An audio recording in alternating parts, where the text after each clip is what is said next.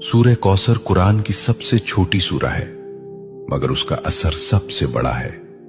सिर्फ 3 आयात, लेकिन उन 3 आयात में दुनिया भी है, आखिरत भी, रिस्क भी, इज्जत भी और दुश्मनों की शिकस्त भी। अल्लाह फरमाता है, इन्ना आतैना कल कौसर, हमने तुम्हें कौसर अता किया। ये सिर्फ नबी करीम सल्लल्लाहु अलैहि वसल्लम से खिताब नहीं, ये उम्मत के लिए पैगाम है।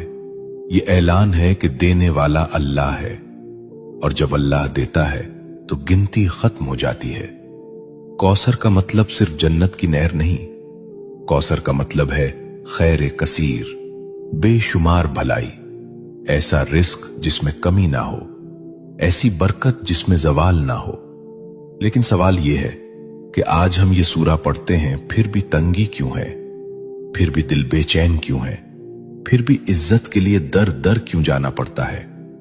यहां एक नुक्ता है, और यही नुक्ता अक्सर लोग खो देते हैं। सूरह कौसर सिर्फ जबान से पढ़ने की सूरा नहीं, ये मिजाज बदलने की सूरा है, ये शिकवा छोड़ने की सूरा है, ये शुक्र सिखाने की सूरा है।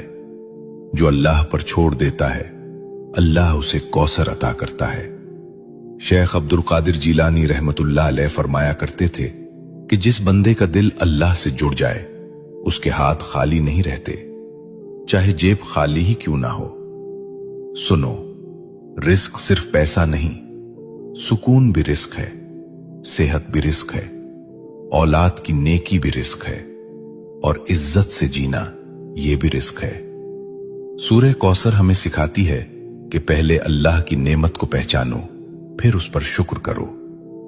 फसल्लि लिरब्बिका वन्हर, अपने रब के लिए नमाज पढ़ो और कुर्बानी दो। यानी अगर कौसर चाहते हो तो ताल्लुक मजबूत करो, नमाज को बोझ नहीं, मुलाकात समझो। आज हम चाहते हैं कि रिस्क बढ़े, लेकिन नमाज टूटी हुई है। हम चाहते हैं कि बरकत आए, लेकिन शुक्र गायब है। ये सूरा हमें झुंझोड़ती है कि दुश्मनों से मत डरो, नजर वालों से मत घबराओ, हसद करने वालों को अल्लाह खुद काफी है। इन नशानिया का हुवल अब्तर, तुम्हारा दुश्मन खुद कट जाएगा। ये वादा है, यह तसल्ली है, ये ऐलान है।